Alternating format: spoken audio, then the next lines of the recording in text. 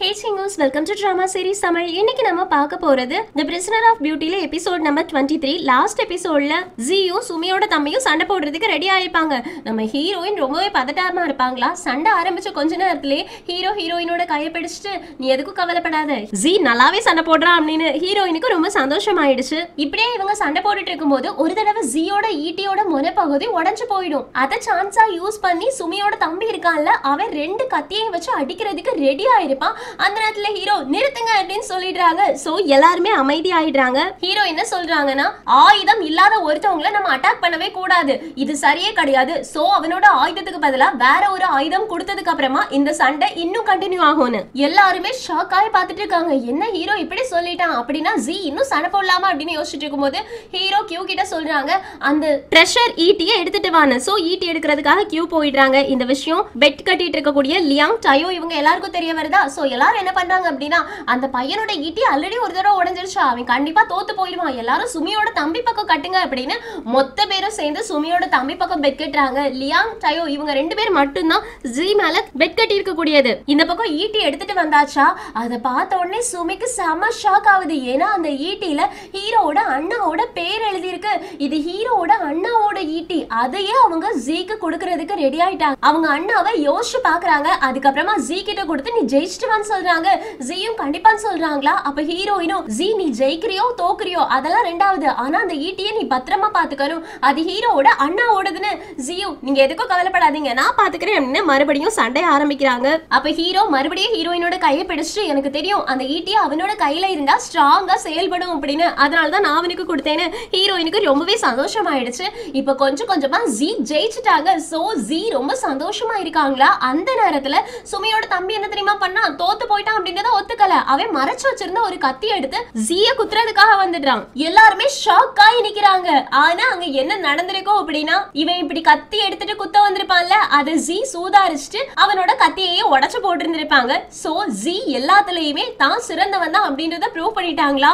ஹீரோவும் இந்த நிமிஷமே இந்த போட்டியை விட்டு நான் சுமியோட தம்பியை டிஸ்குவாலிஃபை பண்றேன், மறைச்சு வச்ச ஆயுதத்தை யூஸ் பண்ணக்கூடாது அப்படின்றது எல்லாருக்குமே எங்க தெரியும், அதையும் மீறி அவன் யூஸ் பண்ணதுனால அவனை டிஸ்குவாலிஃபை பண்றேன் அப்படின்னு சொல்லிடுறாங்களா. சுமிக்கு ஒரு மாதிரி ஆயிடுச்சு. இவனும் ஐயோ அக்கா கொன்றுவாளே அப்படின்னு சொல்லிட்டு ஓடி போயிட்டு ஹீரோயினை மன்னிச்சிரு, நான் தெரியாம இதை பண்ணிட்டு, போர்க்காலத்துல நம்ம இது மாதிரிலாம் யூஸ் பண்ணுவோம்ல அந்த மாதிரி யூஸ் பண்ணிட்டு தெரியாம யூஸ் பண்ணிட்டேன்னு சுமியும் ஓடி வந்து சுமியோட தம்பியை ஒரு அடி அடிச்சுட்டு ஹீரோ அவனை மன்னிச்சிரு, நான் அவனுக்காக சாரி சொல்லிக்கிறேன்னு. ஹீரோவும் அவன் தெரிஞ்சு செய்யானா தெரியாம செஞ்சானா அப்படின்றது அவனோட பாடி லாங்குவேஜ்ல எனக்கு தெரிஞ்சிருச்சு. சோ அவன் தெரிஞ்சுதான் இந்த தப்பு பண்ணிருக்கான், அதனால என்னால அவனை மன்னிக்க முடியாது. சுமி நான் உன்னை எதுவுமே சொல்லல, இந்த போட்டியில இருந்து அவனை நான் விளக்குறேன், மத்தபடி ஒண்ணுனா எதுவுமே சொல்லன்னு சொல்லிடுறாங்களா. சுமியும் ரொம்ப நல்லது, என் தம்பிக்கு நல்ல பாடத்தை நான் கத்து கொடுக்குறேன், ஆனா இனி ஒரு விஷயமும் நான் இங்க பேசலாம்னு நினைக்கிறேன், பேசலாமான்னு கேட்ட உடனே ஹீரோ பேசுன்றாங்க. அடுத்த செகண்டே சுமி ஜயட்டாய் கொடுத்திருப்பாங்கல்ல அந்த டோக்கனை எடுத்து காமிச்சு என்கிட்ட ஜயட்டாயோட படை வீரர்கள் இருக்காங்க, என்னோட ஹஸ்பண்ட் இறந்து போனதுக்கு அப்புறமா என்ன சிறைப்பிடிச்சிடலாம் அப்படின்னு நினைச்சாங்கல்ல, ஆனா யாராலையுமே இனி என்ன சிறைப்பிடிக்க முடியாது, ஏன்னா நானுமே தனியா ஒரு ராஜ்யத்தை ஆள போறேன். உங்க எல்லாருக்குமே தெரிஞ்ச மாதிரி ஹீரோ என்ன இங்க தனியா கூப்பிட்டிருக்கான், இன்வைட் பண்ணிருக்கான் அப்படின்னா நான் ஜயட்டாய் படை வீரர்களுக்கு முன்னோடியா இருந்து பைசோ சிட்டியை ஆட்சி செய்ய போறேன் அப்படின்றத உங்க எல்லாருக்கும் சொல்லிக்கிறேன்னு.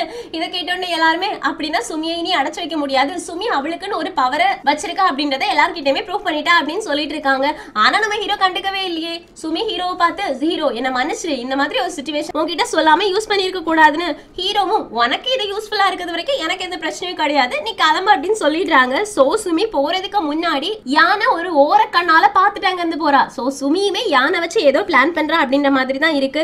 இந்த பக்கம் ஜி வின் பண்ணிட்டாங்க அப்படின்னு தெரிஞ்சதுனால லியாங்குக்கும் டயோவுக்கும் செம்ம ஜாலி ஆயிடுச்சு. ரெண்டு பேரும் ஜெயிச்சிட்டாங்கல்ல, அதனால ஆட்டம் பாட்டம் செம்மையா என்ஜாய் பண்றாங்க. இது பார்க்கவே ரொம்ப நல்லா இருக்கு. இங்க கட் பண்ணா ஹீரோயின் ஜிக்கு உடம்புல அடிபட்டிருக்கோல, அது எல்லாத்துக்குமே ஆயில்மெண்ட் போட்டு கொடுத்துட்டு இருக்காங்க. அப்ப ஹீரோ வராங்க. ஹீரோயினும் நீங்க என்ன பண்ணிக்கிட்டு இருக்க, நீ எல்லாருக்கும் சாப்பாடு கொடுக்கணும்லான்னு. அதுக்கு ஹீரோவும் ஜிக்கு அடிபட்டுச்சுல, எனக்கு ரொம்பவே கஷ்டமா இருந்துச்சு, அதனாலதான் அவனை பாக்குறதுக்காக வந்தேன்னு. ஜியும் நான் நல்லா தான் இருக்கேன்னு சொல்றாங்க. அது மட்டும் இல்லாம அடுத்ததா கூட நான் பார்ட்டிசிபேட் பண்றதுக்கு ரெடி ஆயிருக்கேன்னு. ஹீரோவும் இல்ல இல்ல வேண்டாம், நீ வந்த அப்படின்னா ஹீரோயினை தொலைச்சிடுவா, அதனால நீ இன்னைக்கு எவ்வளவு ப்ரூவ் பண்ண முடியுமோ அவ்வளவு ப்ரூவ் பண்ணிட்ட, இனி எதுவும் பண்ண வேண்டாம், ஈவினிங் சாப்பாடு இருக்கு அதுக்கு மட்டும் வந்துருன்னு ஜியும் ஓகே சொல்றாங்க. ஹீரோ போனதுக்கு அப்புறமா ஜி உனக்கு நல்லா தெரியும்ல நீ எந்த மாதிரி பேசணும் அப்படின்னு, நான் சொல்லி கொடுத்த எல்லாத்தையுமே ஞாபகம் வச்சு ஃபீஸ்ட்ல பேசணும் ஓகேவான்னு கேக்குறதுக்கு ஜியும் ஓகே சொல்றாங்க. எங்க கட் பண்ணா அப்படின்னா ஃபீஸ்ட் ரெடி ஆயிடுச்சு, வந்தவங்க எல்லாருக்குமே சாப்பாடு போடணும். ஆக்சுவலி இவங்க மான் வேட்டைக்கு தானே கூப்பிட்டாங்க, ஆனா இதுக்காக ஒருத்தர் சண்டை போட விட்டுக்கிட்டாங்க அப்படின்ற டவுட் இருக்கும்ல. ஆக்சுவலி ஹீரோ மான் வேட்டையை ஆல்ரெடி முடிச்சிட்டாங்க. அந்த மானை தான் எல்லாருக்குமே இப்ப சாப்பிடுறதுக்காக வெட்டி கொடுக்கணும். அது வெட்டுற பொறுப்பை வர நம்ம ஹீரோயின் கிட்ட கொடுக்குறாங்க. சோ இதை பார்த்த உடனே சுமிக்கு தெரிஞ்சிருச்சு ஹீரோவையும் ஹீரோயினையும் இனி பிரிக்கிறது ரொம்ப கஷ்டம், அதனால நம்மளோட டார்கெட்டை மாத்தி ஆகணும் அப்படின்னு யான் பக்கம் திரும்புறாங்க. இப்ப சாப்பிடுறதுக்காக எல்லாரும் வந்து உட்கார்ந்தாச்சா, அப்ப அரசர்கள் எல்லாருமே எங்களை நீங்க மான் வேட்டையை கூப்பிட்டுருக்கீங்க அப்படின்னா இங்க வச்சு ஏதாவது ஒரு விஷயத்தை பேசுறதுக்காக தான் இருக்கும். எதை பத்தி அப்படின்னு கேட்ட உடனே அட்வைசர் டேமோட ரிப்போர்ட்டை எடுத்துட்டு வராங்க. அதை எல்லாருக்குமே காமிச்சு நாங்க ஒரு டேம் கட்ட போறோம் அப்படின்றத எக்ஸ்பிளைன் பண்றாங்க. ஹீரோவும் நான் எதுக்காக இந்த பிளான்ல வந்தேன் அப்படின்னா நிறைய அகதி மக்கள் இருக்காங்கல்ல, நம்ம ஊருக்கும் நாட்டுக்கும் நிலத்துக்கும் அடிச்சிட்டு இருக்கோம். ஆனா இடையில கஷ்டப்படுறது அவங்க தான். அவங்களுக்கு விவசாயத்தை மட்டும் நம்ம கொடுத்துட்டோம்னு வச்சுக்கோங்களேன், கண்டிப்பா அவங்களோட வேலையை பார்த்துட்டு சந்தோஷமா இருந்துருவாங்க. சோ அவங்களுக்கு தேவையான தண்ணியை மட்டும் நான் கரெக்டான டைம்ல கொண்டு போய் சேர்த்தேன் அப்படின்னா அவங்களோட லைஃப் நல்லா இருக்கும். அதுதான் என்னோட பிளான். நான் ஊர்ல இருக்க எல்லாருக்கும் இல்ல, இந்த உலகத்துல இருக்க எல்லாருக்குமே தண்ணி கொடுக்கணும் அப்படின்னு நினைக்கிறேன். ஆனா என் நாட்டுக்கு நான் கொடுத்துடுவேன், உங்க நாட்டுக்கெல்லாம் நான் கொண்டு வரணும் அப்படின்னா உங்களோட பெர்மிஷன் எனக்கு தேவை. அதனாலதான் உங்ககிட்ட பெர்மிஷன் கேட்கறதுக்காக இங்க கூப்பிட்டிருக்கேன். யாரெல்லாம் என் கூட இருக்க போறீங்கன்னு. அப்போ யான் எப்படி சும்மா இருப்பான், என்னால முடியவே முடியாது, நீ இதை எதுக்காக பிளான் பண்ற அப்படின்றது எங்களுக்கு தெரியாதா? எங்க நாட்டுல இருக்கக்கூடியவங்க டேம் தோன்றதுக்காக போயிட்டாங்க அப்படின்னா எங்க கிட்ட பேக்கப்க்கு எந்த ஒரு காவலாளிகளுமே இருக்க மாட்டாங்க. அந்த நேரத்துல நீ பிளான் பண்ணி வந்து அட்டாக் பண்ணலாம் அப்படின்றதுக்காக தானே இதை பண்ணிட்டு இருக்கேன்னு. ஹீரோவும் கண்டிப்பா கிடையாது, நான் அந்த மாதிரிலாம் பண்ண மாட்டேன்னு ஹீரோயின் சொல்றாங்க. நீங்க கொஞ்சமாச்சும் யோசிச்சு பாத்தீங்களா, ஹீரோ இது வரைக்கும் அந்த மாதிரி எங்கேயுமே அட்டாக் பண்ணதே கிடையாது. முக்கியமா ஹீரோ பானி சிட்டில இருந்து ஜிந்தோ சிட்டில இருந்து ரோஜன் சிட்டி வரைக்குமே இந்த அணையை கட்டி இருக்கான். அதுக்காக அவங்க நாட்டுல உள்ள மக்கள் யார்கிட்டயுமே இவன் ஹெல்ப் கேட்கல, எல்லாரையுமே இவனோட படை வீரர்களை வச்சே பாத்துக்கிட்டான். சோ நீங்க மட்டும் ஒத்துக்கிட்டீங்க அப்படின்னா ஹீரோவே அவனோட படை வீரர்களை அனுப்பி உங்க எல்லாரோட நாட்டிலயுமே அணை கட்டுறதுக்கு ஹெல்ப் பண்ணுவானு. அப்ப ஜி சொல்றாங்க நீங்க எல்லாருமே ஹீரோவை நம்பலாம், ஹீரோ யாரையுமே எதுவுமே பண்ண மாட்டான். நீங்க பாக்குறீங்கல்ல ஹீரோவோட அப்பாவுக்கு தாத்தாவுக்கு அண்ணாவுக்கெல்லாம் எங்க ஃபேமிலி பண்ணது 14 வருஷத்துக்கு முன்னாடி நாங்க பண்ணதுக்கு கூட அவன் எங்களை பழி வாங்கவே இல்ல. என் அக்காவை எவ்வளவு நல்லா பாத்துக்கிறான் அப்படின்றது உங்க கண்ணு முன்னாடியே தெரியுதுல. அது மட்டும் இல்லாம நம்ம போர் செஞ்சு என்னத்த ஜெயிச்சிட போறோம், நாட்டு மக்கள் எல்லாரும் கஷ்டப்பட்டாங்க அப்படின்னா அவங்க எல்லாரும் முன்னாடி உட்கார்ந்து நான் தான் உங்க அரசன் அப்படின்னு சொல்லும் போது உங்களுக்கு எல்லாம் வாய் கூசாதா? நீங்க எல்லாருமே நாடு நாடு நாடு அப்படின்னு சொல்லிட்டு இருக்கீங்கல்ல, நாடுனா என்ன, நாட்டோட மக்கள் தானே. அவங்க பசியிலையும் பட்னிலையும் செத்துட்டு இருக்கிறத உங்க ரெண்டு கண்ணாலையும் பாக்குறது முக்கியமா இல்லனா போர் முக்கியமா? கண்டிப்பா போர் முக்கியம் கிடையாது, மக்கள் தான் முக்கியம். சோ நீங்க எல்லாரும் இதுக்கு துணையா இருக்க போறீங்களா? நான் துணையா இருக்க போறேன், ஹீரோவுக்கு நான் துணையா இருக்க போறேன் அப்படின்னு ஒரு ஃபுல் ஸ்பீச்சை கொடுக்குறாங்களா. ஹீரோவுக்கு பெருமையா இருக்கு, ஹீரோயினும் என் தம்பி பேசினாடா அப்படின்ற மாதிரி பாத்துட்டு இருக்காங்க. ஆனா யான் மட்டும் இங்க இருக்கவங்க யார் இதுக்கு சம்மதிச்சா நான் சம்மதிக்க மாட்டேன் அப்படின்னு அங்க இருந்து போயிடுறாங்க. ஆனா நிறைய பேர் வந்துட்டு நாங்க சம்மதிக்கிறோம்னு சொல்றாங்க, கொஞ்சம் பேர் நாங்க யோசிச்சு சொல்றோம்னு சொல்றாங்க. சுமையும் நீ என்ன பிளான் பண்ணாலுமே நான் உனக்கு சப்போர்ட்டிவா இருப்பேன் அப்படின்னு ஹீரோவுக்கு சாதகமாவே சொல்லிடுறா. இப்ப எல்லாருமே பேசி முடிச்சு போனதுக்கு அப்புறமா வெளியில வந்து நம்ம ஹீரோ ஜி கிட்ட ஏய் ஜி இன்னைக்கு நீ சூப்பரா பேசிட்டேன்னு. ஜியும் ரொம்ப சந்தோஷம், என் அக்கா எனக்கு சொல்லி கொடுத்த வார்த்தைகளை தான் நான் அப்படியே பேசினேன்னு. என்ன இதெல்லாம் அக்கா உனக்கு சொல்லி கொடுத்ததா அப்படின்னு நேரா ஹீரோயின் கிட்ட போறாங்க. ஹீரோயினுக்கு தேங்க்ஸ் சொல்றாங்கடா. ஹீரோயினும் நான் தான் உனக்கு சொன்னேன்ல உனக்கு அணை கட்டுறதுல நான் எப்பவுமே ஹெல்ப்ஃபுல்லா இருப்பேன், உன் கூடவே இருப்பேன்னு, அந்த ப்ராமிஸை காப்பாத்துறதுக்காக தான் நான் இது எல்லாத்தையும் பண்ணிட்டு இருக்கேன்னு. ஹீரோவும் அப்படின்னா நீ இது எல்லாத்தையும் அந்த ப்ராமிஸ்க்காக தான் பண்ணிட்டு இருக்கியா, அதை தவிர வேற எதுவும் இல்லையான்னு. ஹீரோயினுக்கு புரிஞ்சிருச்சு இவன் வேற ஏதோ கேட்க வரான்னு, இருந்தாலும் எதுவும் புரியாத மாதிரி வேற என்ன அவ்வளவுதான் அப்படின்றாங்க.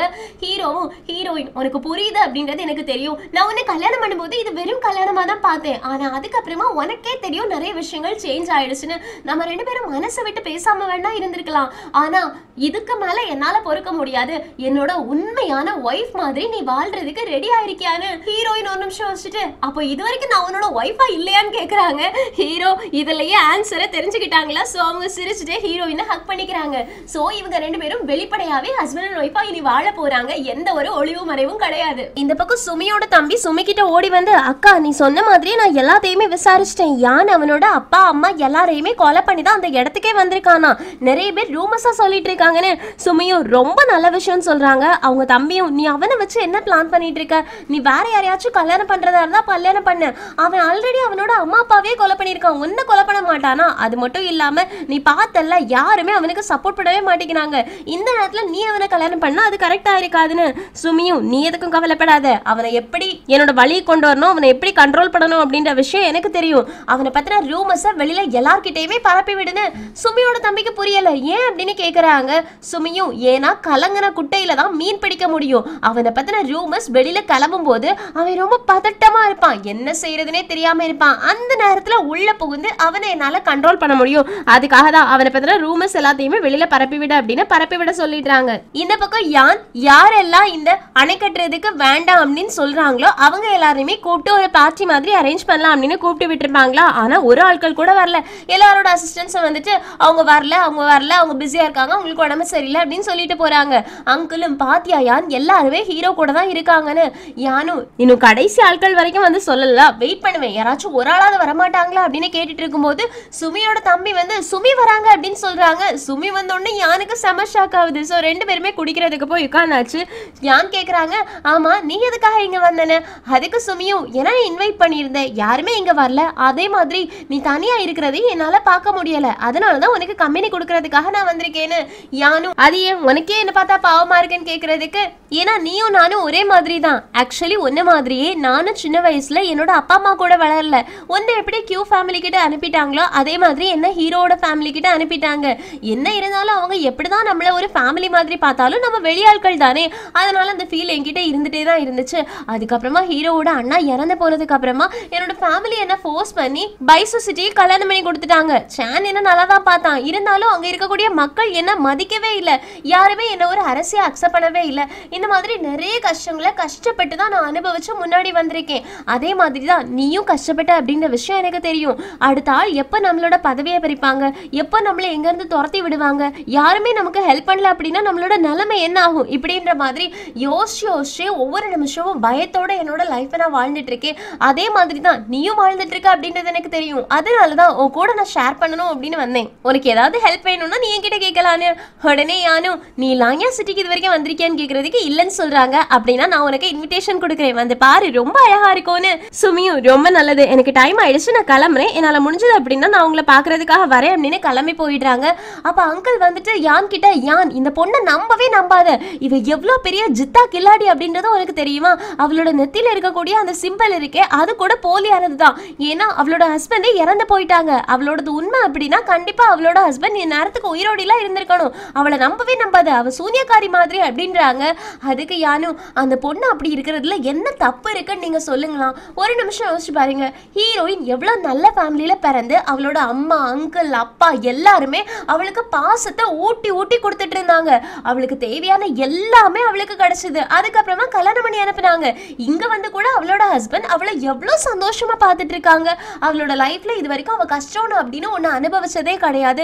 எல்லாருமே அவளுக்கு சப்போர்ட்டிவா இருக்காங்க. ஒருவேளை ஹீரோ அவளை தூக்கி எரிஞ்சா கூட அவளோட ஃபேமிலி அவளுக்கு உறுதுணையா இருக்க போகுது. ஆனா என்னையோ இல்லனா சுமியையோ பாருங்க, அவளை தூக்கி எரிஞ்சா அவளை தூக்கி நிறுத்துறதுக்கு யாருமே இல்ல. அவ தனியாளாதான் இந்த உலகத்துல போராட வேண்டியது இருக்கு. அதனாலதான் அவ இந்த அளவு கொடூரக்காரியா இருந்துட்டு இருக்கா. இப்படி இருக்கிறது தப்பே கிடையாது. நானும் தான், எனக்கு அப்பான்னு ஒருத்தன் இருந்தான், ஆனா என்னை பத்தி அவர் யோசிச்சு கூட பார்த்தது கிடையாதுல்ல. எல்லாரும் இருந்தும் யாருமே இல்லாத ஃபீலிங்ஸ் இருக்குல்ல, அதை என்னால எப்படி சொல்றதுன்னே தெரியலன்னு ரொம்ப ஃபீல் பண்ண ஆரம்பிக்கிறாங்க. அப்பதான் தெரியுது யானோட மனசுல தனிமை எவ்வளவு கொல்லுது, அது எந்த அளவு வேதனையா இருந்துச்சு அப்படின்னா சுமி தன்னை ஏமாத்துறதுக்காக தான் வந்திருக்கா அப்படின்னு தெரிஞ்சும் சுமியோட வலையில விழுறதுக்கு ரெடியா இருக்காங்க. சோ யான் என்ன பண்றான் அப்படின்னா சுமிக்கு ஒரு பிரசன்ட் கொடுக்குறாங்க, ஒரு போல். இந்த போலை வச்சுட்டு நீங்க லாங்கியா சிட்டிக்குள்ளாடி வரலாம் அப்படின்னு. சுமிக்கு ரொம்பவே சந்தோஷமாயிடுச்சு. அவன் நினைச்சது அவளுக்கு கிடைச்சிடுச்சு. இந்த பக்கம் பாத்தீங்கன்னா ஜிய ஊருக்கு அனுப்புறதுக்காக ஹீரோ ஹீரோயின் எல்லாருமே போயிருக்காங்க. ஹீரோயினும், நீ நல்லா வளர்ந்துருக்க, இதே மாதிரி எப்பவுமே இருக்கணும், அப்பா அம்மா சொல்றத கேட்டு நட, திரும்பவும் எங்கேயும் ஓடி போயிடாதடா, போயா சிட்டியை கடந்து போகும்போது டேஷோ கிட்ட நல்ல விதமா பேசு, அவளுக்கு ஏதாவது ஹெல்ப் வேணும் அப்படின்னா நான் அனுப்பி வைப்பேன்னு சொல்லு, ஓகேவா அப்படின்னு கேட்கறதுக்கு ஜியும் கண்டிப்பா அப்படின்னு சொல்லிட்டு ஹீரோ கிட்ட வந்து, ஹீரோ என்னோட அக்காவை நல்லா பாத்துக்கோ, அவளோட கண்ணுல இருந்து மட்டும் கண்ணீர் வந்துன்னு வச்சுக்கோங்க, உன்ன சும்மா விட மாட்டேன்னு. ஹீரோவும் என்னையே மிரட்டுறியா அப்படின்னு கிண்டல் பண்றாங்க. அதுக்கப்புறமா ஜி வெய்ய பார்த்து, வெய் திரும்ப ஒரு தடவை நம்ம மீட் பண்ணலான்னு. ஹீரோவும் அவனை மீட் பண்றதெல்லாம் சரிதான், ஆனா குடிக்க மட்டும் போயிடாத அப்படின்னு கிண்டல் பண்ணிட்டு இருக்காங்க. ஜியும் நான் போக மாட்டேன் அப்படின்னு குதிரை ஏறிட்டு அங்க இருந்து கிளம்பி போறாங்களா. ஆனா ஹீரோயின் அழுதுகிட்டே ஜிய பாத்துட்டு இருந்த உடனே ஹீரோக்கு ஒரு மாதிரி இருக்கு. அதனால இனியொரு குதிரையை எடுத்துட்டு ஜியோட குதிரையை கொஞ்ச தூரத்துக்கு நம்ம ஃபாலோ பண்ணி போலாம் வா அப்படின்னு குதிரை வண்டியில ஏறி கூட்டிட்டு போறாங்க. இது பார்க்கவே ரொம்ப ரொமான்டிக்கா இருக்கா, ஆனா அது வெய்க்கு தான் நெஞ்சில இடியே விழுந்த மாதிரி இருக்கு.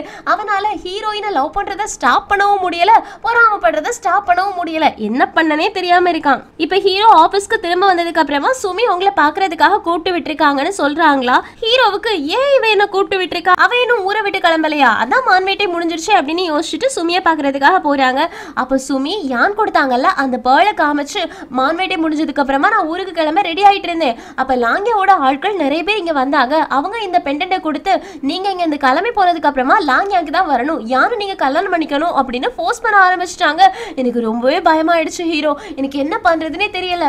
முன்னாடி உன் அண்ணாவை கல்யாணம் பண்ணணும் அப்படின்னு இருந்தப்போ உன் அண்ணா இறந்து போறதுக்கு அப்புறமா இதே விஷயம் தான் எனக்கு நடந்துச்சு. எல்லாருமே என்ன வற்புறுத்தி சானுக்கு கல்யாணம் பண்ணி வச்சுட்டாங்க. இப்போ என்னோட ஹஸ்பண்ட் இறந்து போயிட்டாங்க. இப்போ மறுபடியும் என்ன வற்புறுத்தி எனக்கு பிடிக்காமலேயே யான் கல்யாணம் பண்ணிப்பானோ அப்படின்னு எனக்கு ரொம்ப பயமா இருக்கு. ஹீரோ ப்ளீஸ் எனக்கு ஹெல்ப் பண்ணு, எனக்கு கூட கொஞ்ச நாள் இங்கே இருக்கிறதுக்கு அலோ பண்ணுவியா அப்படின்னு கேக்குறாங்களா. ஹீரோவுக்கு என்ன பதில் சொல்றது அப்படின்றதே தெரியல. பாத்தீங்களா இவ என்னெல்லாம் பிளான் பண்ணிருக்கா அப்படின்னு. யான் கிட்ட நல்ல விதமா பேசி அவன் வாயாலேயே சுமியை இன்வைட் பண்ண வச்சு இப்ப இங்க வந்து ஹீரோ கிட்ட அவன் என்ன ஏதோ பண்ணிடுவானோ அப்படின்னு எனக்கு பயமா இருக்கு, அதனால நான் இங்க இருக்கவா அப்படின்னு எல்லாம் சீன் போட்டு கேட்டுட்டு இருக்கா. ஹீரோவுக்கு என்ன பதில் சொல்லன்னு தெரியாம ஹீரோயின் கிட்ட போய் கேக்குறாங்க. ஹீரோயினும் என்கிட்ட எதுக்காக வந்து கேட்டுட்டு இருக்கன்னு. ஹீரோ சொல்றாங்க ஏன்னா ஜீ மேல அவ தேவையில்லாம பழிய போட்டா. அவ ஏதோ ஒரு பிரச்சனையில இருக்கா அப்படின்றது எனக்கு தெரியுது, ஆனா என்ன அப்படின்றத என்னால கண்டுபிடிக்க முடியல. சோ உன்கிட்ட ஆலோசனை கேட்கலாம் நினைச்சேன்னு. ஹீரோயினும் உன்னோட மனசுக்கு என்ன தோணுதோ பண்ணு, இப்போதைக்கு அவளை வெளியில அனுப்ப வேண்டாம், கொஞ்ச நாளைக்கு இருக்கட்டும், நம்ம மெதுவா யோசிச்சு முடிவு பண்ணலான்னு. ஹீரோவும் சரி நீ சொன்னா கரெக்டா தான் இருக்கும் அப்படின்னு அங்க இருந்து எழுந்திரிச்சு போயிடுறாங்க. அதுக்கப்புறமா அசிஸ்டன்ட் வந்துட்டு சுமி ஏதாவது பிளான் பண்றான்னு நீங்க நினைக்கிறீங்களான்னு. ஹீரோயினும் அவ ஏதோ ஒண்ணு பிளான் பண்றா, ஏதோ ஒண்ணு தப்பா இருக்கு, ஆனா எதுதான் எனக்கு தெரியல, நான் கண்டுபிடிச்சே தீருவேன் அப்படின்னு யோசிக்க ஆரம்பிக்கிறாங்க. இந்த பக்கம் சுமியோட தம்பி சுமி கிட்ட ஓடி வந்து ஏய் சுமி அக்கா உனக்கு ஒரு விஷயம் தெரியுமா, ஹீரோவும் ஹீரோயினும் இது வரைக்கும் ஒன்னாவே இருக்கலையா. ஏன்னா ஒரு வருஷமா ஹீரோயினோட தாத்தா இறந்து போனாங்கல்ல, அதனால அவங்க ரெண்டு பேரும் தள்ளி தள்ளி தான் இருக்காங்களான்னு. இதை கேட்டோடனே சுமிக்கு ஜாலி ஆயிடுச்சு. ஓ வெளியில தான் அவங்க ரெண்டு பேரும் லவ்வர்ஸ் மாதிரி நடந்துட்டு இருக்காங்களா, ரூம்குள்ளாடி தனித்தனியா தான் இருக்காங்களா, இது போதுமே அவங்க ரெண்டு பேரையும் எனக்கு பிரிக்கிறதுக்கு. ஹீரோவை போயிட்டு இன்னைக்கு நைட்டு நான் இன்வைட் பண்ணு, என்னோட ரூம்க்கு அவனை வர சொல்லுன்னு. அதே மாதிரி ஹீரோவை இன்வைட் பண்றாங்க. ஹீரோவும் போறாங்களா. அப்போ சுமி ஹீரோவும் மயக்கிற மாதிரியே பேசுறா. ஆனா ஹீரோவும் நைட் ஆயிடுச்சு, நீ எதுக்காக என்ன கூப்பிட்டு விட்டேன்னு. சுமியும் ஆக்சுவலி நீ கெனல் கேட்ட போறல, அதுக்கு தேவையான டிராயிங்ஸ் கொஞ்சம் என்கிட்ட இருக்கு, அதை உன்கிட்ட காட்டலாம் அப்படின்னு தான் நான் நினைச்சேன், இது உனக்கு ஹெல்ப்ஃபுல்லா இருக்கும்னு நினைக்கிறேன் அப்படின்னு எடுத்து கொடுக்குறாங்க. அதை ஹீரோ ஸ்மெல் பண்ணி பாக்குறாங்களா. அதுல சுமியோட சென்ட் ஸ்மெல் அடிக்குது. சுமி சொல்றாங்க நான் எப்பவுமே செஞ்சு என் கையிலே வச்சுட்டு இருப்பேனா, அதனாலதான் அதுல என்னோட ஸ்மெல் அடிக்குதுன்னு நினைக்கிறேன், நீ இதை பத்தி என்ன நினைக்கிற அப்படின்னு பக்கத்துல போயிட்டு கேக்குறாங்க. ஹீரோவும் நான் இதை ஹீரோயின் கிட்ட கொடுக்குறேன், ஏன்னா அவதான் இந்த விஷயங்கள் எல்லாத்தையுமே பார்த்துட்டு இருக்க கூடியது, அவகிட்ட பேசிட்டு உங்ககிட்ட சொல்றேன் அப்படின்னு அங்க இருந்து எஸ்கேப் ஆகி போயிடுறாங்க. சுமிக்கு ஒரே ஜாலி, ஏன்னா ஹீரோயின் இதை படிச்சு பார்க்கும்போது கண்டிப்பா ஹீரோயினுக்குமே ஸ்மெல் வரும். அப்போ ஹீரோயினுக்குள்ள ஒரு டிஸ்டன்ஸ் வரும் அப்படின்றத சுமி ரொம்ப சந்தோஷமா கற்பனை பண்ணிட்டு இருக்கா. ஆனா சுமி கற்பனை பண்ண மாதிரி அங்க எதுவுமே நடக்கல. ஹீரோயின் கிட்ட அதை கொடுக்குறாங்களா. ஹீரோயினும் எடுத்து பாக்குறாங்க, ஆனா பெருசா அதை பத்தி கண்டுக்கவே இல்ல. அடுத்த நாளே அதை உட்காந்து படிச்சுட்டு இருக்காங்க. அப்போ கவிஞர் வந்துட்டாரு, அது மட்டும் இல்லாம உங்களை ஒரு இடத்துல கூப்பிட்டு விட்டுருக்காரு அப்படின்னு தெரிஞ்ச உடனே ஹீரோயினும் கவிஞரா போனவர் சீக்கிரமா திரும்ப வந்துட்டாரா அப்படின்னு ஓடி போய் பாக்குறாங்களா. அப்போ கவிஞரும் ஹீரோயினும் எனக்கு கவிதைகள்லாம் ரொம்ப பிடிக்கும்ல, அதனால ஒரு பாறை மேல எழுதி இருந்த ட்வின் ஸ்டோனை அப்படியே நான் ஜெராக்ஸ் எடுத்து கொண்டு வந்திருக்கேன். ஜெராக்ஸா அது எப்படின்னு கேட்கறதுக்கு, நம்ம சின்ன வயசுல காயின் எல்லாத்துலயுமே பென்சிலால ஸ்கெட்ச் பண்ணி ட்ரேஸ் எடுப்போம்ல, அதே மாதிரி ட்ரேஸ் எடுத்து கொண்டு வந்திருக்காங்க. அதை பார்த்தோன்னே ஹீரோயினுக்கு ரொம்ப சந்தோஷமா இருக்கு. அது எல்லாத்தையுமே ரசிச்சு கேட்டுட்டு இருக்காங்க. அதே நேரத்துல இந்த பக்கம் நம்ம ஹீரோவுக்குமே கவிஞர் திரும்பி வந்தாச்சு அப்படின்னு இன்ஃபர்மேஷன் வருது. சரி அவர் வந்துட்டார்ல, ஹீரோயின் கண்ணில் மட்டும் படாம பாத்துக்கோங்கன்னு சொல்றதுக்குள்ளாடி ஆல்ரெடி ஹீரோயின் அவரை போய் பார்த்துட்டாருன்னு சொன்ன உடனே ஹீரோவுக்கு பொறாம வந்துருச்சு. அவர் என்ன ட்ரேஸா எடுத்துட்டு வந்தாரு, நான் அந்த கல்லையே தூக்கிட்டு வரேன் பாரு அப்படின்னு லியாங் கிட்ட சொல்லி அந்த கல்லையே தூக்கிட்டு வர சொல்லிடுறாங்க. அதுக்கப்புறமா ஹீரோயினை கூப்பிட்டு விடுறாங்க. ஹீரோயினும் வந்து பாக்குறாங்களா, அட பாவி இந்த கல்லை என்னடா பண்ணி வச்சிருக்க அப்படின்னு கேட்க, ஹீரோவும் பாத்தியா உனக்காக நான் இந்த கல்லையே கொண்டு வந்துட்டேன், உனக்கு கவிதைகள் பிடிக்கும்ல, பாரு இந்த கவிதை லைனை பாரு, இதை பாரு அதை பாருன்னு சொல்லிட்டு இருக்காங்க. ஹீரோயினுக்கு புரிஞ்சிருச்சு, இவன் ஜெலஸ்ல கல்லையே இங்க தூக்கிட்டு வந்துட்டான், அதனால என்ன பண்ண தெரியாம நின்னுட்டு இருக்காங்களா. அப்ப கவிஞர் வந்துடுறாங்க. ஹீரோ கிட்ட, ஹீரோ நீ இப்படி பண்ணவே கூடாது, அது வரலாற்று சின்னம், எங்க இருக்கணுமோ அங்கதான் இருக்கணும், நீ திருட்டுத்தனமா இங்க தூக்கிட்டு வந்துட்டேன்னு. ஹீரோவும் நான் கொண்டு வந்திருக்கேன், என்கிட்ட திறமை இருக்கு, இதனால உங்களுக்கு எந்த பிரச்சனையும் வர போறது கிடையாதுன்னு. அதுக்கு கவிஞர் சொல்றாங்க, எனக்கு எந்த பிரச்சனையும் வரப்போறது கிடையாது, ஆனா ஃபியூச்சர்ல இருக்கவங்க எல்லாருமே இதை தப்பா படிப்பாங்க, இங்க பாரு இந்த கல்லை நீ உடைச்சு வச்சிருக்க, நீ என்ன மனுஷன் அப்படி இப்படின்னு பயங்கரமா புலம்ப ஆரம்பிக்கிறாங்க. நம்ம ஹீரோயினும் பொறுமை கவிஞரே பொறுமை, உங்களுக்கு தான் இதுல என்ன எழுதி இருந்துச்சு அப்படின்றே தெரியும், ஏன்னா நீங்க தான் அந்த ட்ரேஸ் எடுத்திருக்கீங்க, அது மட்டும் இல்லாம உங்களாலதான் சரி பண்ண முடியும், அதனால கான்கிரீட் வச்சு மணல் வச்சு ஜல்லி வச்சு கொஞ்சம் இதை நீங்க சரி பண்ணி கொடுக்க முடியுமா அப்படின்னு கேட்டுடுறாங்களா. ஹீரோவும் இப்ப நீ எதுக்காக அவங்க கிட்ட பேசிட்டு இருக்கேன்னு. அதுக்கு ஹீரோயினும் அமைதி ஆயிடுடா, செய்யற தப்பெல்லாம் செஞ்சுட்டு இப்ப என்ன அதை சரி பண்ண கூட விட மாட்டேங்கிறான். கவிஞரே நீங்க பண்ணுங்க, உங்களை நான் நம்புறேன்னு. கவிஞரும் ஆமா என்ன தவிர வேற யாராலையுமே இதை சரி பண்ண முடியாது, சோ நான் இதை சரி பண்றேன் அப்படின்னு சரி பண்றதுக்கு ஒத்துக்கிட்டாங்க. அடுத்த செகண்டே நம்ம ஹீரோயின் ஹீரோவாங்கன்னு தரதரன்னு இழுத்துட்டு போயிடுறாங்க. ஹீரோவுக்கு ரொம்ப கோவம் வந்துருச்சு. அதனால நேரா வெய்ய பாக்குறதுக்காக போயிருக்காங்களா. வெய்யும் என்ன ஒரு அதிசயம், நீங்க குடிக்க வந்திருக்க ஏதாவது விஷயமான. ஹீரோவும் ஏதாவது விஷயம் இருந்தா மட்டும்தான் நான் வரணுமா, எனக்கு இந்த கவிஞரை பார்த்தாலே ரொம்ப கோவமா வந்துட்டு இருக்கு. ஆக்சுவலி இந்த ஹீரோயின் எப்ப பார்த்தாலும் அவரு பின்னாடியே போயிட்டு இருக்காங்கன்னு வெய் சிரிச்சுட்டே சொல்றாங்க. டேய் அவகிட்ட போயிட்டு உன்னோட லவ் சொல்லுடா, அதுக்கப்புறமா தானே அவளுக்கு உன்னோட ஃபீலிங்ஸ் தெரியும்னு.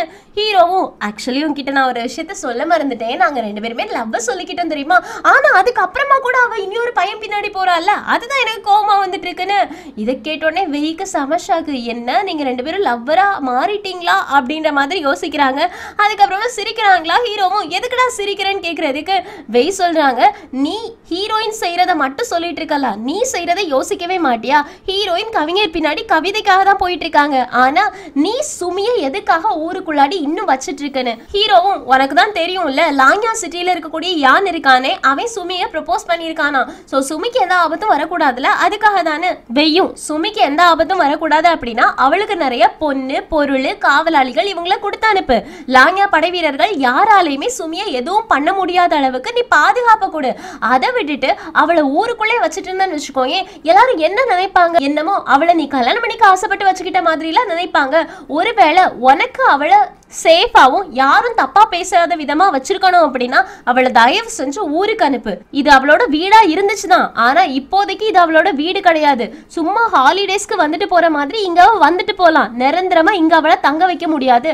அதனால ஹீரோயினோட மனசுல இருக்கக்கூடிய கவலையை ஃபர்ஸ்ட் நீக்கு, சுமி கிட்ட இருந்து விலகி வா, கவிஞரோட கதையை என்கிட்ட விட்டுடு, நான் பாத்துக்கிறேன். ஏன்னா கவிஞர்கள் எல்லாருமே ஒரு அழகான விஷயத்த பார்த்தாங்கன்னா அதுக்கு மயங்கி போவாங்க, அது சகஜம்தான். நீ இதெல்லாத்தையும் அடக்கி வைக்க முடியாது. யாரா இருந்தாலுமே அழகுக்கு மயங்க தான் செய்வாங்கன்னு சொன்னோடனே ஹீரோவும் நீ எதை பத்தி தான் சொல்லிட்டு இருக்க, யாரை பத்தி சொல்லிட்டு இருக்கன்னு கேட்கறதுக்கு வெய்யும் ஒன்றும் இல்லை, ஃபர்ஸ்ட் நீ ஹீரோயின் கிட்ட போய் பேச அப்படின்னு அனுப்பி வச்சிடுறாங்க. அதுக்கப்புறமா வெய்க்கு மனசெல்லாம் ரொம்ப ஒரு மாதிரியா இருக்கு, குற்ற உணர்ச்சியா இருக்கு. அதனால தான் வரைஞ்ச டிராயிங்கை எடுத்து எரிச்சிடலாம் அப்படின்னு ட்ரை பண்றாங்க. ஆனா அவங்களால எரிக்க முடியல. ஹீரோயினோட போட்டோவை பார்த்து பார்த்து ஃபீல் பண்ணிட்டு எரிக்க முடியலையே அப்படின்ற கவலையிலே அங்கிருந்து கிளம்பிடுறாங்க.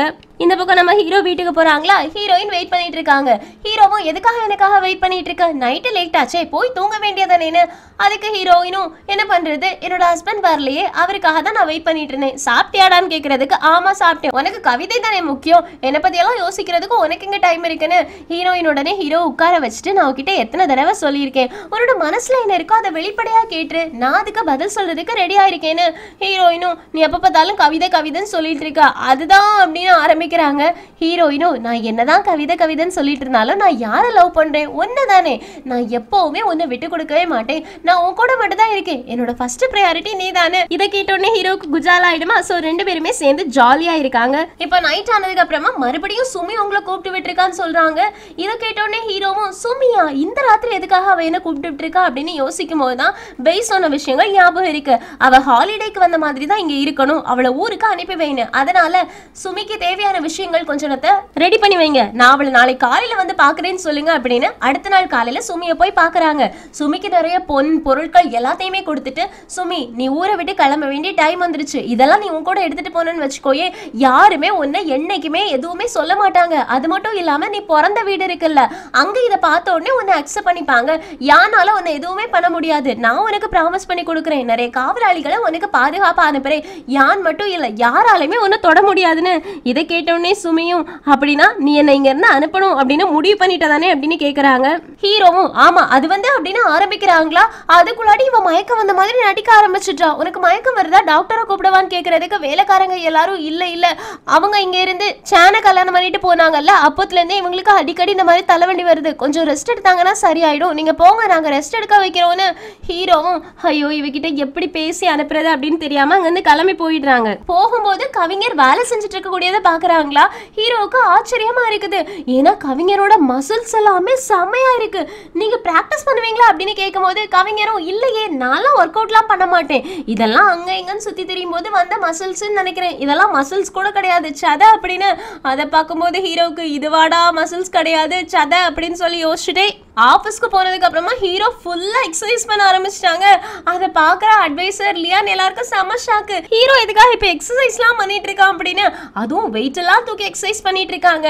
அந்த நேரத்தில் கவிஞர் வராங்களா? ஹீரோவும் கவிஞரை ஒரே நாளில் வேலை எல்லாத்தையும் முடிச்சிட்டீங்களான்னு கேட்கறதுக்கு கவிஞரும் ஆமா முடிச்சிட்டேன், அதை எப்படி இங்கேருந்து கொண்டு போகணும் அப்படின்ற விஷயங்கள் எல்லாத்தையுமே எல்லாருக்கும் இன்ஸ்ட்ரக்ஷன் கொடுத்துருக்கேன்னு ஹீரோவும் நீங்களே பர்சனலாக போயிட்டு அதை திருப்பி வச்சுட்டு வந்துட்டீங்கன்னா எனக்கு நல்லா இருக்கும்னு சொல்றாங்க. ஏன்னா அப்படியாச்சும் கவிஞரை கொஞ்ச நாளைக்கு துரத்தி விடலாம் அப்படின்னு ட்ரை பண்றாங்க. ஆனா கவிஞரும் இல்ல இல்ல எனக்கு டைம் இல்லைன்னு. ஹீரோவும் ஏன் டைம் இல்லைன்னு கேட்கறதுக்கு எனக்கு வேற நிறைய இடங்களுக்கு போக வேண்டியது இருக்கு, அதனால இந்த கல்ல போற வழியிலேயே வச்சுட்டு அப்படியே நான் வேற இடத்துக்கு தான் போயிடுவேன், இங்க திரும்ப வர மாட்டேன்னு. ஹீரோக்கு செம்ம ஜாலி ஆயிடுச்சு. நிஜமாவா அப்படின்னு கேக்குறாங்க. கவிஞரும் ஆமா நீங்க என்ன பண்ணிட்டு இருக்கீங்க அப்படின்னு கேட்க நான் ஒர்க் அவுட் பண்ணிட்டு இருக்கேன்னு சொல்றாங்களா? கவிஞரும் அப்படியா, இதை நீங்க தப்பா பண்ணிட்டு இருக்கீங்க, இப்படி பண்ணணும் அப்படின்னு சொல்லி கொடுக்குறாங்க. ஹீரோவும் சந்தோஷமா இப்ப கேக்குறாங்க. ஏன்னா கவிஞர் தான் ஊரை விட்டு போக போறாங்களே. அப்பதான் ஹீரோக்கு ஒரு டவுட், நீங்க தான் எக்ஸசைஸ் பண்ண மாட்டேன்னு சொன்னீங்களே, அப்புறம் எப்படி இதெல்லாம் தெரியும்னு. உடனே கவிஞர் கீழே போட்டு ஆமா நான் எக்ஸசைஸ் பண்ண மாட்டேன், இது சும்மா ஒலலாய் அப்படின்றாங்க. ஹீரோக்கு சிரிப்பு வந்துருச்சு. இப்போ கவிஞர் ஊரை விட்டு கிளம்ப வேண்டிய டைம் வந்துருச்சு. ஹீரோ நிறைய கிஃப்ட் கொடுத்து விடுறாங்க. கவிஞர் ரொம்ப தேங்க்ஸ் சொல்றாங்க. அதுக்கப்புறமா சுமியும் வந்து கிஃப்ட் கொடுக்குறாங்க. இப்போ கவிஞர் எல்லாருக்குமே பாய் சொல்லிட்டு கிளம்ப போகும்போது ஹீரோயின் கர்ச்சிப்பை கீழே போட்டுடுறாங்க. ஹீரோயின் அதை கவனிக்காம போயிடுறாங்களா? அதை வெய் எடுத்து வைக்கிறாங்க. அதை சுமி பார்த்துடுறா. ஓ இங்க இப்படி வேற ஒரு கதை போயிட்டு இருக்கா அப்படின்னு அவ வேற சந்தேகப்படுறா. போயும் சுமி கண்லையா வெய் ஹீரோயினோட கர்ச்சிஃப் எடுத்தது மாட்டணும். இந்த விஷயம் தெரியாம நம்ம ஹீரோயின் போயிட்டு இருக்கும்போது கர்ச்சிஃபை தேடுறாங்க. ஹீரோ கிட்ட சொன்னோடனே ஹீரோவும் ஒரு கர்ச்சிஃப் தானே போச்சு, அது மாதிரி நான் உனக்கு 100 வாங்கி தரேன், வா போகலாம் அப்படின்னு அங்க இருந்து கூட்டிட்டு போயிடுறாங்க. அதுக்கப்புறமா வெய்க்கு நல்ல ஒரு மாதிரி இருக்கு, அதனால நல்லா குடிக்கிறான். போதை தலை கேறிடுச்சு. அப்ப அவங்களுக்கு கீழே வேலை செய்யக்கூடிய அந்த லாயா பொண்ணு இருக்காளே, அவளை பாக்குறதுக்கு அப்படியே ஹீரோயின் மாதிரி இருக்கு. ஹீரோயினா இங்க இருக்கா அப்படின்னு கன்ஃபியூஸ் ஆயிடுறான். அதுக்கப்புறமா ஹீரோயினை பார்த்து கவிதை சொல்ற மாதிரியே லாயாவை பார்த்து கவிதை சொல்லிட்டு இருக்கான். லாயாவுக்கு இவன் சொல்ற எல்லாமே ஹீரோயின் கூட கனெக்ட் ஆகுது. ஒருவேளை அந்த டிராயிங்ல இருக்கிறது யாரு அப்படின்னு டக்குன்னு அந்த டிராயிங்கை போய் பார்க்கறாங்களா? அதுல இருக்கக்கூடிய சிம்பிள் ஹீரோயினோட ஃபேமிலி சிம்பிள். சோ இவன் வரைஞ்சது என்ன கிடையாது, ஹீரோயினா அப்படின்றது இப்பதான் லாயாவுக்கு புரியுது. அட பாவி, அப்படின்னா நீ ஹீரோயினை தான் லவ் பண்றியா என்ன இல்லையா அப்படின்னு செம ஷாக் ஆகுறாங்க. வெய் வேற பேசுறது நிறுத்தாம ஹீரோயினை பத்தி கவிதை மழையா பொழிஞ்சிட்டு இருக்காங்க. ஹீரோயின் நீ என்ன சூஸ் பண்ண மாட்டியா, ஹீரோயின் நீ கூட வர மாட்டியா, அப்படி இப்படிலாம் கேட்க ஆரம்பிக்கிறாங்க. இதை கேட்டோன்னே இவளுக்கு கன்ஃபார்மே ஆயிடுச்சு. சோ அடுத்த நாள் காலையில வெய் எழும்புற வரைக்கும் அங்கே இருக்கிறா. ஹீரோயின் மாதிரியே ட்ரெஸ் பண்ணிட்டு வந்திருக்கா. வெய்க்கு காஃபி கொடுத்து எழுப்புறாளா? வெய்யும் நீ பாக்குறதுக்கு அப்படின்னு சொன்னோடனே நான் பாக்குறதுக்கு ஹீரோயின் மாதிரி இருக்கேன், அதுதானே சொல்ல வரீங்க, நேத்திக்கு நீங்க குடிச்சிட்டு உங்களோட மனசுல யார் இருக்காங்க அப்படின்றத வெளியில சொல்லிட்டீங்க. சோ நான் ஹீரோயின் மாதிரியே ட்ரெஸ் பண்ணிட்டு உங்க கூட ஹீரோயின் மாதிரியே இருக்கிறதுக்கு ரெடி ஆயிருக்கேன்னு. இது கேட்டோடனே வெய்க்கு ஒரு மாதிரி ஆயிடுச்சு. என்ன பண்றதுனே தெரியல. கை கால்லாம் அவனுக்கு நடுங்க ஆரம்பிச்சிடுச்சு. டிராயிங்கை போய் பாக்குறான். ஐயோ என்ன பண்றது அப்படின்னு யோசிச்சுட்டு ஏய் இதை பத்தி நீ வேற யார்கிட்டயாச்சும் சொன்னன்னு வச்சுக்கோயும் உன்னை நான் கொலை பண்ணிடுவேன்னு. லாயாவும் நான் யார்கிட்டயும் சொல்ல மாட்டேன், எனக்கு ஒன்னே ஒண்ணுதான் வேணும், நான் உன்னை லவ் பண்றேன், உன் கூட இருக்கிறேன், உன் கூட இருக்கணும், அவ்வளவுதான் அப்படின்னு கெஞ்ச ஆரம்பிச்சிட்றா, கதற ஆரம்பிச்சிட்றா. ஆனா வெய்யோ நீ இங்க இருக்க கூடாது, அது மட்டும் இல்லாம இங்க எந்த பொண்ணுங்களையுமே இருக்கக்கூடாது, இனி என்ன சுத்தி எந்த பொண்ணுங்களும் இருக்கக்கூடாது, போங்க அப்படின்னு எல்லா பொண்ணுங்களையுமே துரத்தி விட்டுடுறாங்க ஹோட்டலை விட்டு. லாயாவுக்கு ரொம்ப கோவம் வந்துருச்சு. சோ லாயா ஏங்கி ஏங்கி அழ ஆரம்பிக்கிறா. அடுத்த நாள் காலையிலேயே ஊர் முழுக்க இது ஒரு சின்ன ரூமர் மாதிரி பரவ ஆரம்பிக்குது. என்ன ரூமர் அப்படின்னா வெய் அவனோட ரூம்ல ஒரு டிராயிங் வச்சிருக்கானா, அந்த டிராயிங் உள்ள பொண்ணை தான் அவன் லவ் பண்றானா அப்படின்னு. அந்த டிராயிங் யாரு அப்படின்ற விஷயம் வெளியில தெரியல, ஆனா அதுல இருக்கக்கூடிய ஒரு பொண்ணை தான் இவன் லவ் பண்றான் அப்படின்ற மாதிரி வெளியில ரூமர்ஸ் பரவ ஆரம்பிச்சிருச்சு. இத சுமியோட தம்பி பார்த்துட்டு சுமி கிட்ட போய் போட்டு கொடுத்துட்டாங்க. சோ சுமிக்கு தொக்கா போயிடுச்சு. இந்த விஷயத்தை எப்படியாவது ஹீரோ காதுல கொண்டு போய் சேர்க்கணும் அப்படின்னு முடிவு பண்றாங்க. அதே நேரத்துல அந்த பக்கம் நம்ம ஹீரோ ரொம்ப சோகமா உட்காந்து யோசிச்சுட்டு இருக்காங்களா. ஹீரோயினும் சாப்பாடு கொண்டு போயிட்டு என்னாச்சுன்னு கேக்குறாங்க. ஹீரோவும் இந்த லாங் அனன்யா மட்டும் ஒத்தே வர மாட்டேங்கிறாங்க. அனன்யா எப்படி அவனோட ஊரை தாண்டி கொண்டு போறது அப்படின்னு நான் யோசிச்சுட்டு இருக்கேன்னு ஹீரோயினும் நீ எதுக்கும் கவலைப்படாத, ஸ்ட்ரெஸ் எடுத்துக்காத, எல்லாமே சரியாயிடும் அப்படின்னு சொல்லிட்டு இருக்காங்க. அப்படியே நான் கிளம்புறேன்னு சொல்லும்போது ஹீரோ டக்குனு பிடிச்சி ஹீரோயினை மடியில உட்கார வச்சுட்டாங்க. ஹீரோயினும் இப்பதானடா உனக்கு பிஸியா இருக்குது, தலைவலிக்குதுன்னு சொன்னேன், இப்ப என்ன பண்ணிட்டு இருக்கேன்னு. அதுக்கு ஹீரோவும் நீ என் மடியில இருந்த அப்படின்னா எனக்கு தலையெல்லாம் வலிக்காது, நீ ஸ்வீட்ஸ் கொண்டு வந்திருக்கல, நம்ம இன்னைக்கு ஈவினிங் 2 பேரும் சேர்ந்து ஸ்வீட்ஸ் வாங்குறதுக்காக கடைக்கு போலாமா, நானே உன்னை கூட்டிட்டு போறேன்னு. ஹீரோயினும் நான் உனக்காக வெயிட் பண்ணுவேன் அப்படின்னு ஜாலியா அங்கிருந்து கிளம்பி போறாங்க. ஹீரோவும் வேலை எல்லாத்தையும் முடிச்சுட்டு ஹீரோயினை கூப்பிடுறதுக்காக வீட்டுக்கு வராங்களா. அப்ப வீட்டு முன்னாடி ஒரு பொண்ணு நின்றுட்டு இருக்கா. யாருன்னு பார்த்தா லாயாவும் ஹீரோ நான் உன்னை பாக்குறதுக்காக தான் வெயிட் பண்ணிட்டு இருக்கேன்னு. ஹீரோவும் எனக்கு தெரியும் நீ வீட்டுல வேலை பார்த்துட்டு இருந்தல அந்த பொண்ணு தானே அப்படின்னு கேட்கறதுக்கு லாயாவும் ஆமா நான் எதுக்காக இங்க வந்தேன் அப்படின்னா உன்கிட்ட ஒரு விஷயத்த சொல்றதுக்காக தான். ஆக்சுவலி அவனோட வீட்டுல டிராயிங் வச்சிருக்கான், அது ஹீரோயினோடது அப்படின்னு எல்லா உண்மையுமே போட்டு உடைச்சிட்டாங்க. சோ ஹீரோ ரொம்ப கோவமா வெய்யோட வீட்டுக்கு போறாங்க. அங்க வெய் இல்லைன்னு தெரிஞ்ச உடனே நான் அவனோட ரூம்ல வெயிட் பண்றேன் அப்படின்னு யார்கிட்டயுமே எந்த விஷயத்தையுமே சொல்லாம ரூமுக்கு போறாங்க. அங்க இருக்கக்கூடிய டிராயிங்கை பாக்குறாங்க. அதை பார்த்தோன்னே ஹீரோவுக்கு ரொம்ப கோவம் வந்துருச்சு. கையில ஒரு மெழுகுவர்த்தியை எடுத்து அந்த டிராயிங்கை எரிச்சு விட்டுடுறாங்க. அது மட்டும் இல்லாம தீயை அப்படியே அணைக்காம வெளியில வந்துடுறாங்களா. சோ அந்த இடமே தீ பத்தி எரிஞ்சு போயிடுச்சு.